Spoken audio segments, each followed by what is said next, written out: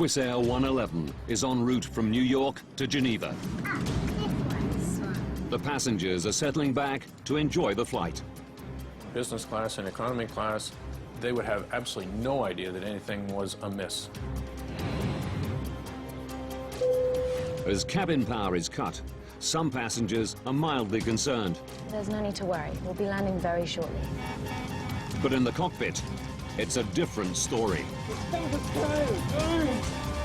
I could hear a master warning tone, and I had no idea of what that meant. The pilot's attempts to control the jumbo are failing. Few on board realize they only have minutes to live.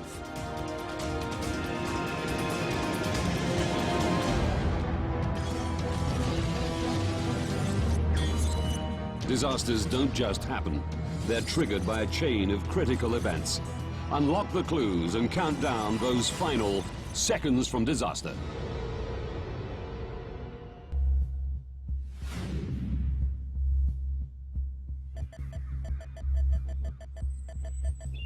Golden's Bridge, New York. 4:46 p.m. Father of three, Ray Romano, is leaving on a business trip to Europe. Lynn, are you almost done, honey? Just finishing up. Is it time already? It's time. I just made partner in his accounting firm that he worked for his entire life. He was just an all-around good man. I'll see you next week. Please call. Of course. –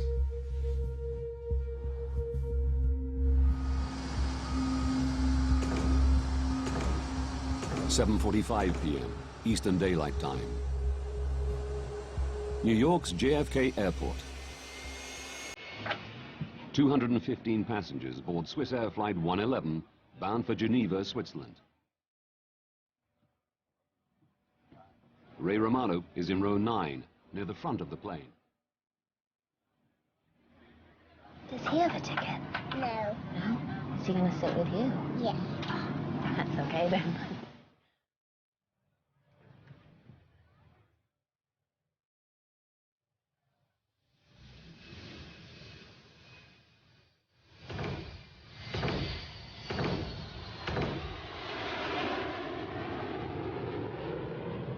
Captain Urs Zimmermann and First Officer Stefan Löw will fly through the night on the 8-hour journey.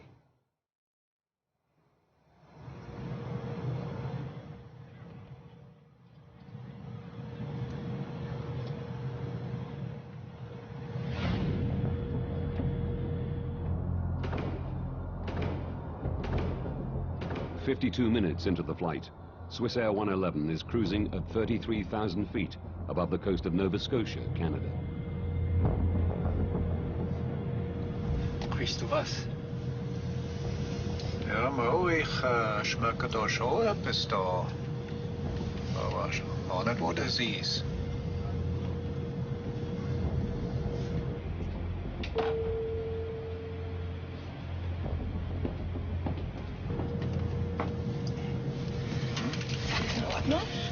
Schmeckt dir etwas in der Kabine dahinter? Ich kann hier drin riecht es etwas komisch, aber draußen in der Kabine gar nicht, nein. Nicht, gar nicht? Nein, gar nicht. Just air conditioning, huh? Ja.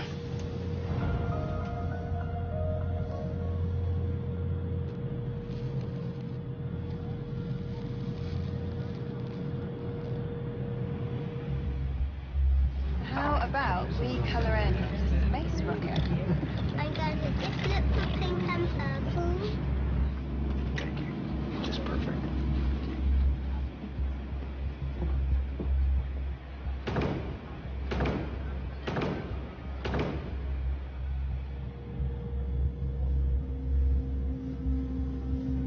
Irgendwelche Pläne für zu Hause? Wir können mal segeln an Zürichsee. Ja, super.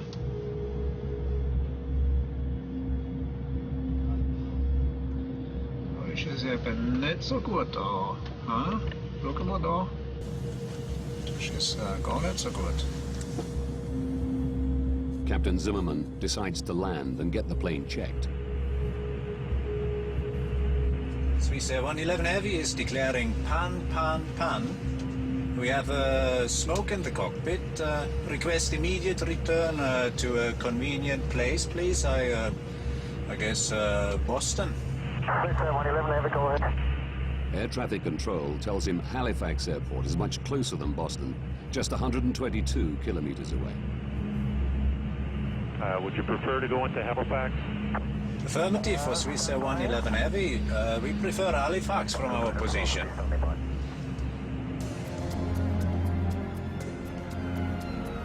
The airport prepares for an emergency landing.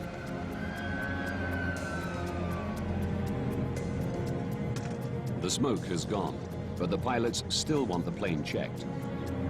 They use oxygen masks as a precaution and begin to descend. The captain has turned on the fasten seatbelt sign. We have a problem with the air conditioning, which needs to be rectified before we continue the flight. We'll be detouring into Halifax Airport in Canada.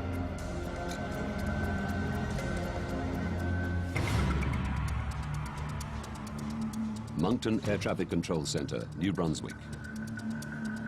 I had a quick look on my radar to see where the aircraft was and estimated that it was about 20 minutes away from the airport. It's Bill Pickrell's job to guide the plane safely into Halifax.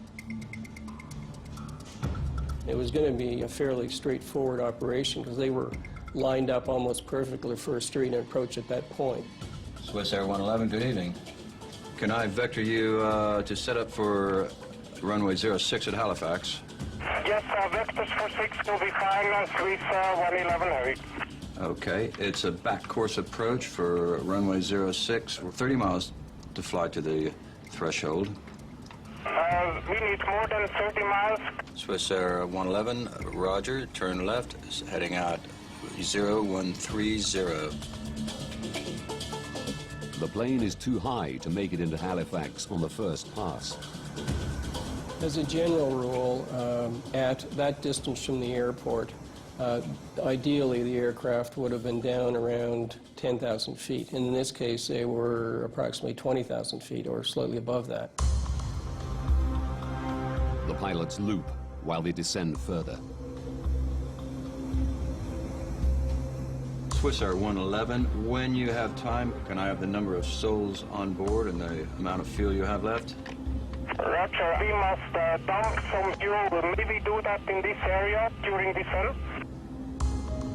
My reaction was to turn to my colleague and say, oh no, he has to dump fuel now, and then immediately look to see where it would be safe to do it and at the same time keep him close to the airport. Pickrell suggests they dump over the airport or detour further and dump over the ocean. The pilots choose the ocean. It'll be about 10 miles before you're off the coast. You're still within about 25 miles of the airport, if you have to get to the airport very quickly. Okay, that's fine for us. Please tell me when we can start to dump the fuel.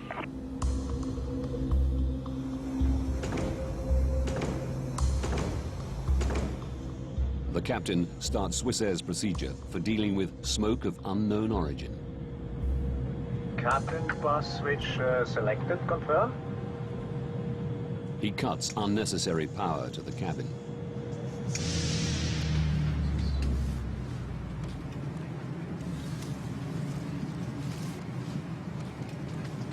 Excuse me.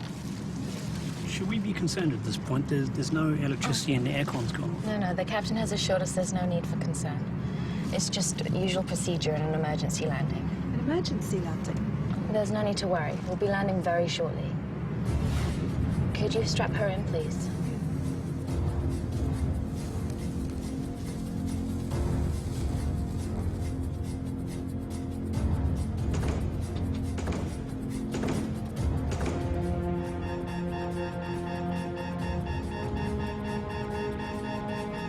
Wir haben den Autopiloten verloren.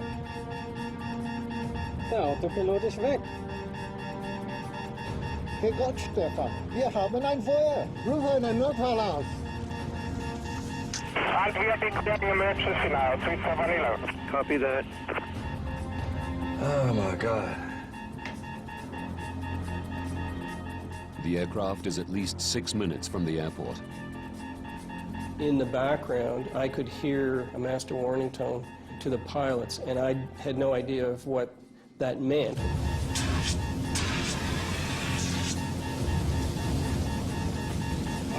Control, left out. 11 Heavy, starting dump now, we have to land immediately. Swiss Air 111, roger.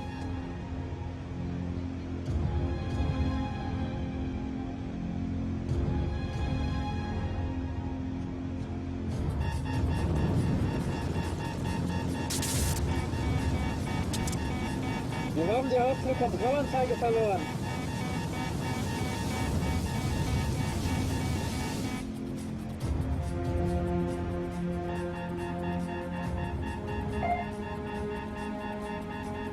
We've lost the transponder.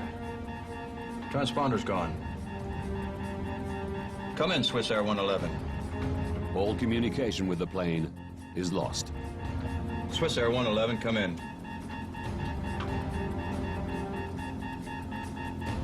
Air traffic controllers can now only follow its path on their radar. Swiss Air 111, come in.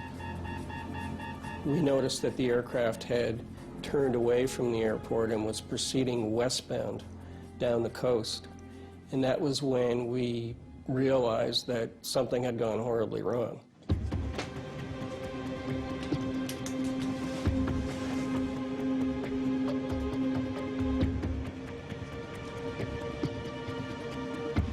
Jesus Christ.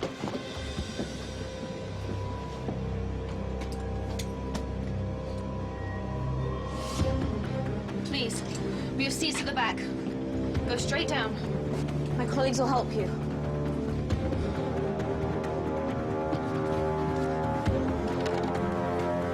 Smoking first class.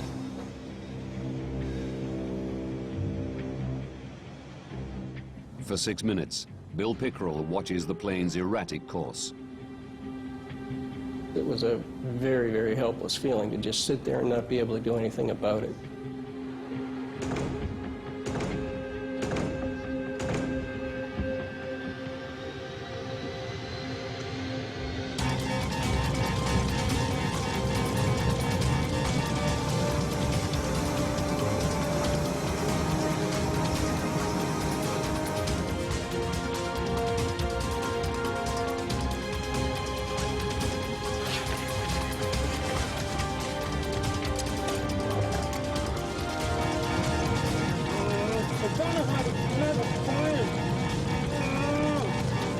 And suddenly they turned to the south, out toward the open ocean.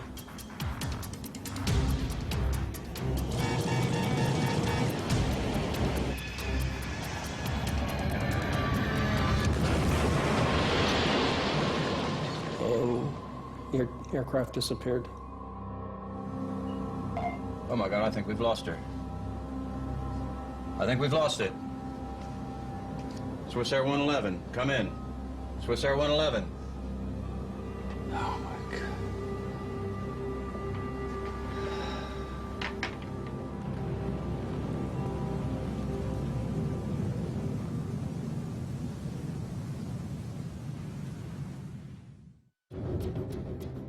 The last radar position of Swiss Air Flight 111 is 9 kilometers from the Canadian shore. As word spreads, local fishermen head to sea, intent on rescuing survivors.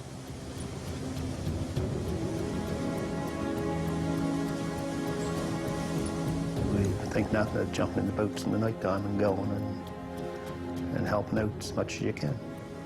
And it was just a natural thing to do. It takes Wayne Manuel an hour to reach the site.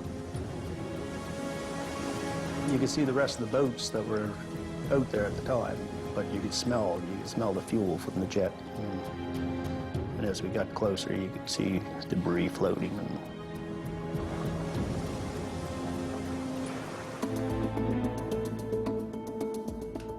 865 kilometers away, in Goldens Bridge, New York, Lynn Romano is catching some news.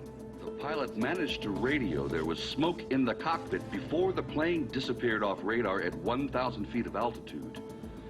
I saw that there was a plane crash, which always sent chills through me. And I made the sign of the cross because I wanted to, you know, pray for these people, whether they were alive or dead. No one knew then. It was on a flight out of New York on its way to Geneva. Tom, tell us what you've been seeing and hearing from your position. The more I watched the news, the more I realized that this was his flight. All evening long, emergency vehicles have been positioned along the coastline waiting for possible survivors. I called the 800 numbers. I said, look, you know, it's Swiss Air Flight 111. He's in seat 9F. I have all of the information here. Somebody's got to tell me that he was on this aircraft. Was it Swiss Air 111? I knew that it was the same aircraft.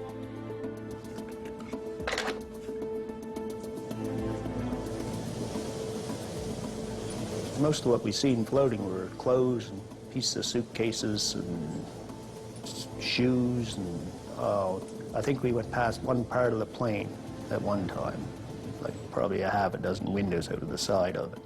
And that was the biggest thing that we seen, I believe. Wayne hoped to find survivors. You always hope, but after you got there and you seen what was floating, you knew that there was nothing left. There wouldn't be any survivors.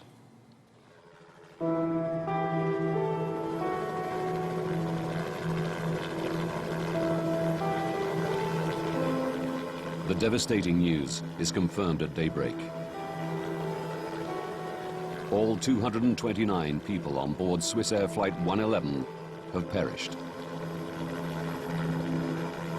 They basically told me, you know, there were no survivors, and I really don't remember much after that. It felt like my whole soul was being sucked out of my body.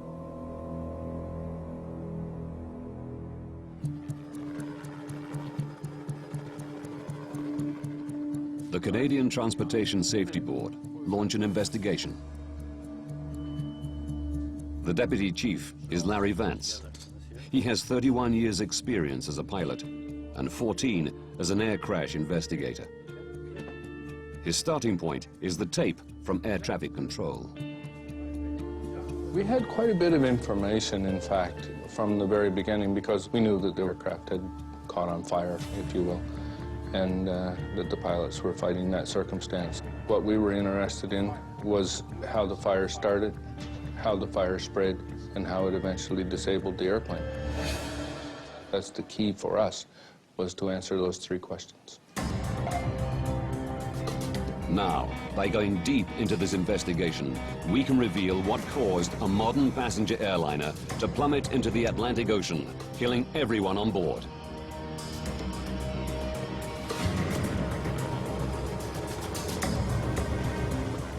Before investigators can establish what caused the fire on Swiss Air 111, they must recover the wreckage. Over 20 agencies from Canada, the US, and Europe are drafted in to help. Personal effects and wreckage wash ashore along 200 kilometers of rugged coastline.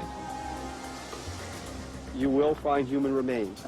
Can't tell you how to deal with it, just deal with it and get on with the job. Only one body is found intact.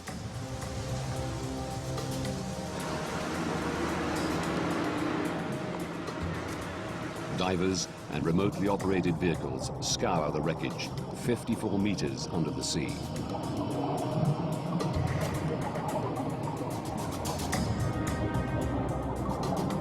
It was very critical for us to try and recover the black boxes, because that's where you get a lot of the basic information about what was happening in the cockpit. So we were very anxious to get our hands on those.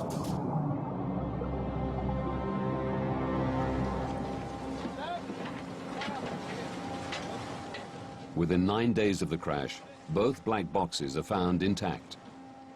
Do we see the emergency checklist for air conditioning smoke? The team learned that the pilots first smelled and then saw smoke. Stefan, der Rauch ist weg. But after the smoke cleared, it returned, bringing fire with it. Swiss Air 111, check you're cleared to start fuel dump. Hello? But investigators learn little more.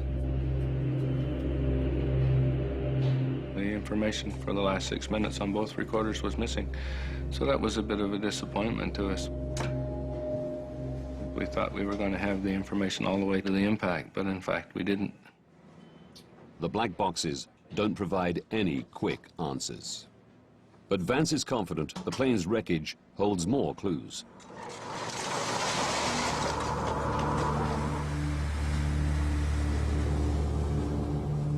It takes months to retrieve the wreckage and personal effects.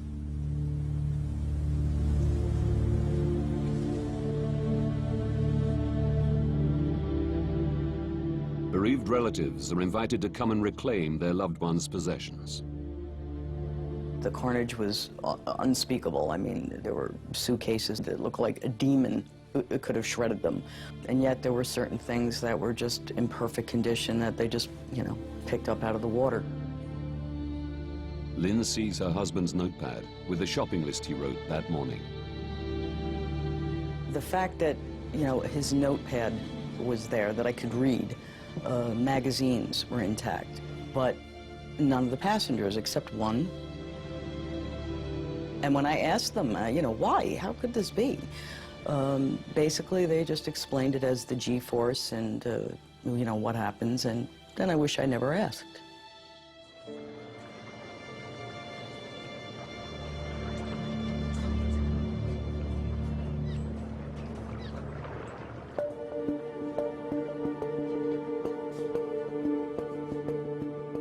Eventually, 98% of the plane is recovered. But it's in over 2 million pieces. The difficult task of finding clues is made easier as the plane crashed not on land, but in water. It presented us with a very unique opportunity because not very many times are you going to have an event where you have a full-fledged fire in progress, extinguished all at the same time, all instantly, so it preserves that fire in that moment of time. Investigators' priority is to establish where the fire began and what initiated it. Don Enns is the Transportation Safety Board's senior technical investigator. He heads the investigation's fire group. The first bits that came up that were identified as fire damage were from the either the cockpit or the first-class galley or the first-class compartment. So we're looking at that area.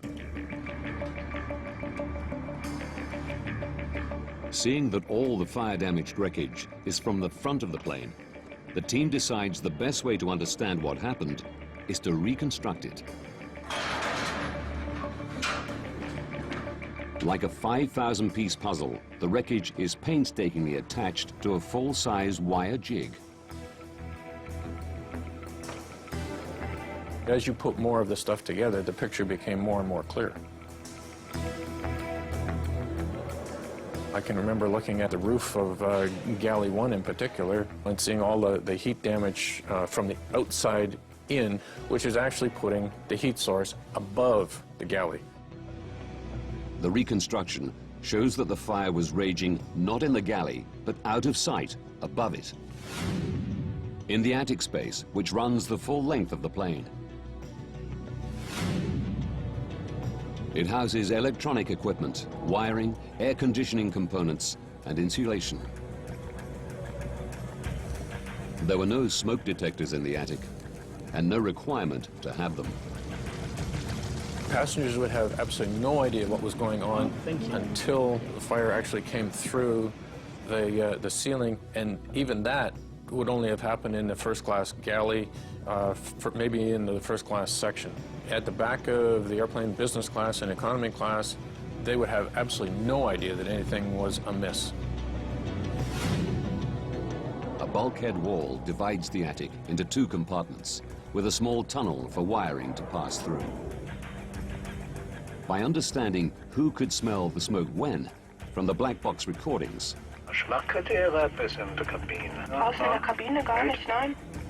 And by looking at the fire damage on the reconstruction, the team established that the fire started in front of the bulkhead, above the cockpit ceiling, where the pilots noticed the smell almost immediately. If it had started behind that bulkhead wall, it would have done a lot more damage, more rearward into the fuselage, and the people in the back of the airplane would have smelt smoke and odor before the people in the cockpit did. Now they know where the fire started. They need to work out how it started. One of the things that we looked for, of course, was whether or not there was any criminal activity involved. Close inspection of some of the wreckage suggests there was. Very early on in the investigation, we started finding in what looked like buckshot from a shotgun shell. The little ball bearing things, they were everywhere. In the seats and the seat backs and so on. We're thinking, well, somebody's in the airplane shooting it up, you know, like what's going on here? They question whether the fire was part of a terrorist plot, where someone boarded the plane with a shotgun. Until they learn what was in the plane's cargo hold. It turns out that they were the little tips for ballpoint pens. Those little tiny roller things that they put in the end of a ballpoint pen. There were tens of thousands of those things.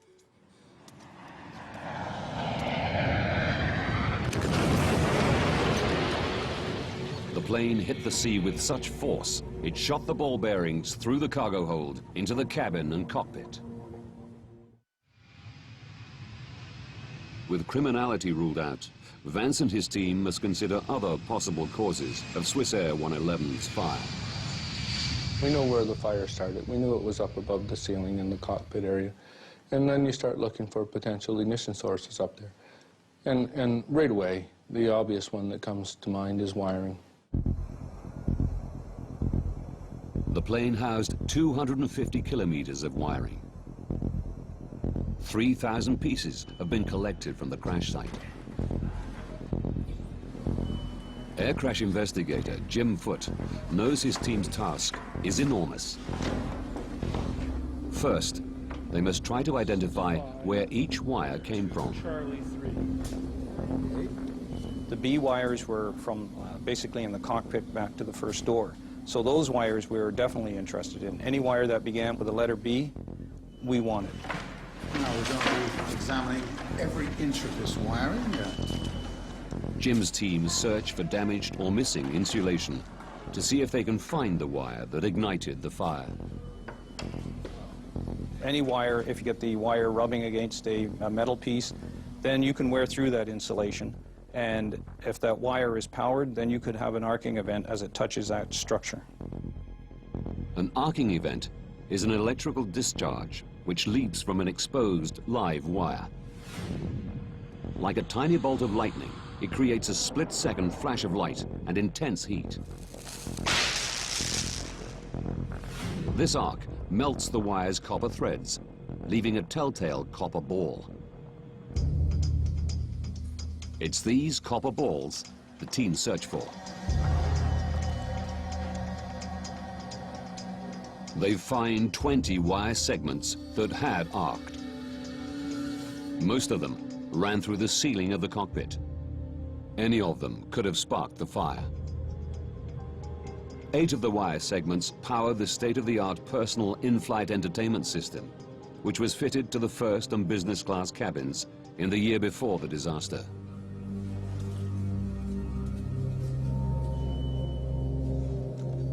But despite extensive testing, investigators can't pinpoint which arcing event ignited the inferno.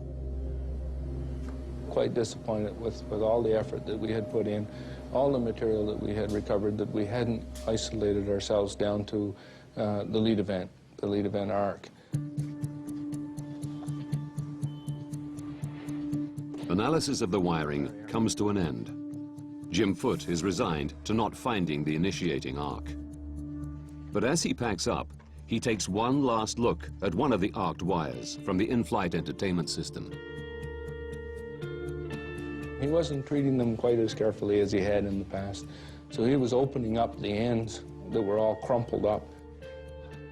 I started to unravel these wires. Lo and behold, I found a second arc mark on the same phase as one of the other ones that we already noted. Larry? Have a look. I knew these wires well enough, and Jim knew them well enough that when I looked through that microscope and I saw that tiny little arc, I thought, wow, that's it. We found it. Jim found it. To confirm that this is the arc that sparked the fire, they place it into a mock-up of the cockpit ceiling's wiring system. There's a lot of wires that come through the ceiling at that area, and they're attached to a metal bracket. What we think happened is that this wire chafed on this bracket. Planes are subjected to constant vibration as they travel at over 900 kilometers an hour. Investigators believe vibration caused the chafing. The wire's insulation became damaged, allowing the wire to arc on the metal bracket. We finally come to a conclusion in our own minds, almost instantly, to say that had to be it, because we knew from the positioning of those wires that where he had found that little arc was exactly where the fire had started. The team were concerned the in-flight entertainment system had not been properly installed. As a precaution, Swissair removed this non-essential system from its entire fleet. We can begin to speed up this process. Investigators had found the source of the fire on Swissair 111, but there were more questions they wanted to answer. They knew the pilots couldn't prevent the fire. They needed to know whether they could have prevented the crash. As investigators, you have to say what circumstances were these pilots in that caused them to do what they did that led to the eventual loss of the aircraft. Vance and his team scrutinized the decisions they made in the minutes before impact. The black box recordings tell them that the cockpit filled with smoke and fire just moments after the pilots turned off excess power to the passenger cabins. One of the things that they ended up turning off is they turned off the recirculating fans, which are in the back, and that changed the whole airflow for the fire. These fans had drawn the blaze through the bulkhead, away from the cockpit area. Once switched off, the blaze changed direction. It just went like that. It changed just right off the bat. The fire raged above the cockpit, burning through the ceiling and disabling critical aircraft systems. They took out almost all of the pilot's instruments that they used to control the airplane, to fly the airplane, to keep it upright, to know which way's up and which way's down. And these instruments all started to fail, all in and around the same time.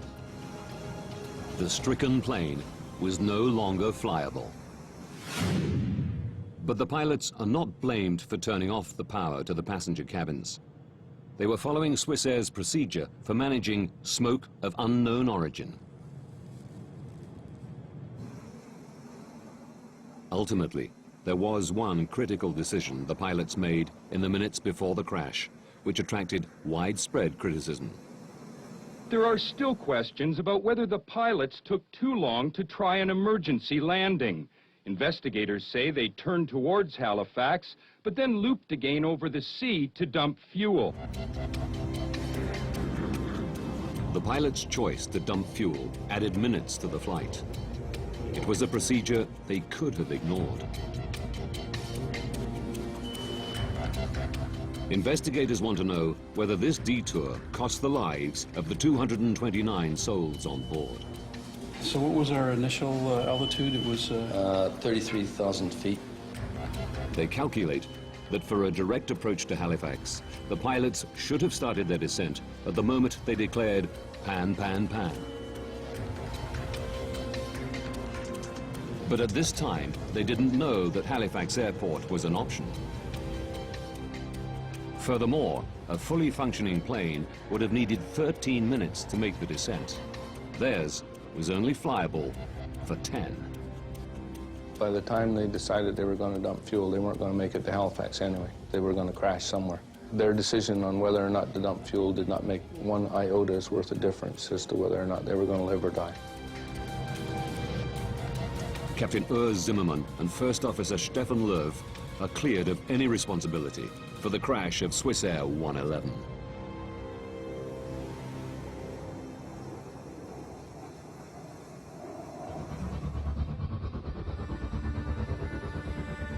The investigation team successfully reconstructed the front of the plane, established where the fire began, and found the arc that sparked it.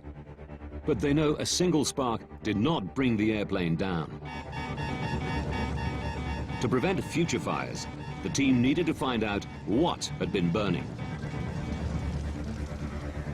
The threat to the airplane, in fact, was what was fueling the fire. If you have flammable material in such abundance that is capable of burning the airplane up, that's the real threat to the airplane.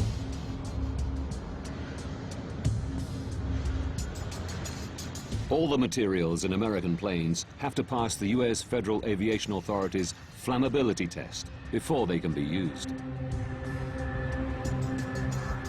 But something in Swissair 111's attic was clearly very flammable. I can think of nothing in the areas that exist that would promote burning.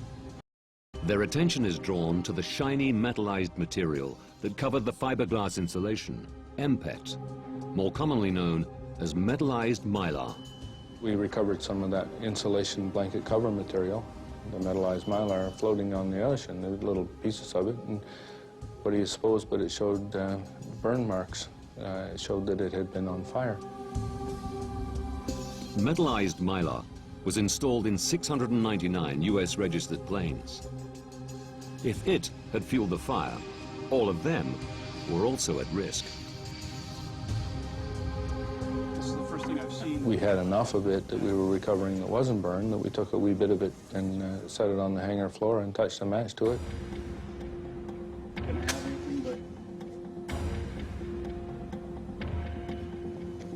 Oh my God, look at that. That's incredible. And what do you know, it burned like crazy, very flammable. And we thought, man, this airplane is full of that stuff. Vance is confident that metallized mylar fueled the fire on Swissair 111. Yes. We think we've come across what might be the problem. He immediately informs the U.S. Federal Aviation Authority. It's caught fire. They had flame-tested metallized mylar more than 10 years earlier and passed it for use. One of the things that we did was to go back and look at the history of this metallized mylar to see if there had been previous opportunities to identify that as a hazardous material. And in fact, we found several events during which metallized mylar was on fire in airplanes. As a result of these previous fires, the plane's manufacturer, McDonnell Douglas, suggested metallized mylar should be stripped from all their aircraft. 4 years before the Swissair crash, the U.S. Federal Aviation Authority had retested metallized mylar and found it was flammable. But they didn't ban it. The fact is that none of them had caused the loss of life. Had one of these previous accidents resulted in a number of fatalities, if you had a body count, then they may well have reacted differently. The FAA now had a body count of 229. Again, they tested the metallized mylar, subjecting it to much more realistic in-flight fire conditions. It failed. The FAA gave U.S. airlines 4 years to strip it from their planes. We know that we got results because we had blood on the water. There were a number of people did, and then people paid attention to it, and then we were able to move forward with our safety message and have it accepted. The investigation into Swiss Air 111 was the longest the Canadian Transportation Safety Board had ever undertaken. It took 4.5 years to complete. Using the detailed information that investigators unearthed, we can now reveal precisely what took place on Swiss Air 111 and what the pilots faced in the minutes before impact.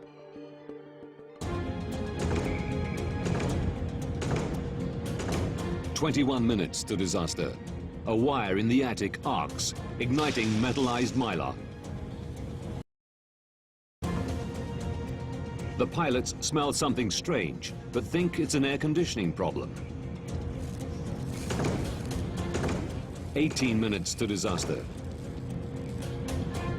Seeing smoke, they decide to land and head towards Halifax. 16 minutes to disaster. Air conditioning fans suck the attic fire towards the back of the plane. This clears smoke from the cockpit. 11 minutes to disaster.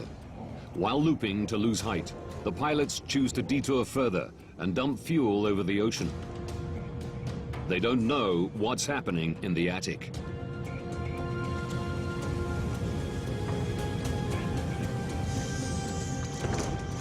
Eight minutes to disaster. The captain cuts power to the cabin.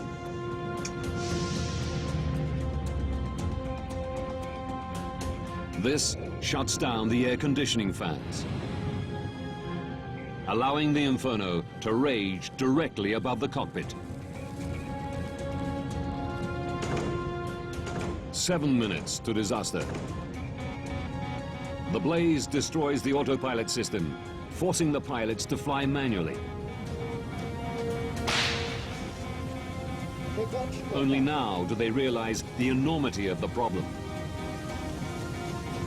Investigators suspect Captain Zimmerman fights the fire, leaving First Officer Lerv to fly the stricken plane.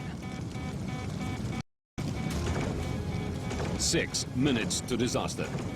The fire disables the flight displays, communications with air traffic control, and the black boxes. In the searing heat, First Officer Lerv struggles to keep control. But the plane is no longer flyable.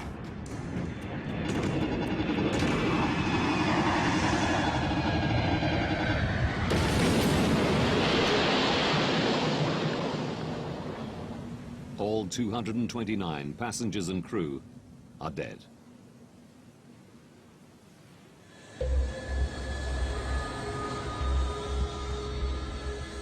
To ensure against further loss of life, Canada's Transportation Safety Board made recommendations. Many have been adopted globally by the aviation industry. They suggested that procedures for dealing with smoke of unknown origin be radically rethought. Our recommendation was that if you have smoke or odor in an airplane, that you have to assume that it is a fire that's out of control until you prove otherwise. And that, I think, has sunk its way into the aviation community a lot better than it did before Swiss Air 111. Investigators' biggest success was the banning of flammable metallized mylar. We know as a result of the Swiss Air 111 investigation that materials that might otherwise have been put in airplanes are no longer being put in airplanes, so a lot of good work has been done and a lot of good safety action has been taken.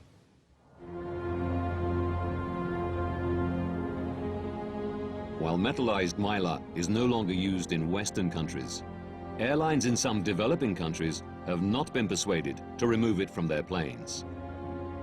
Lives are still at risk. The next steps to make air travel safer may only be taken after another tragic incident.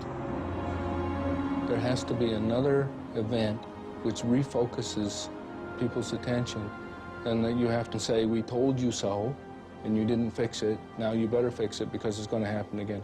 You cannot make people make change unless they feel a liability.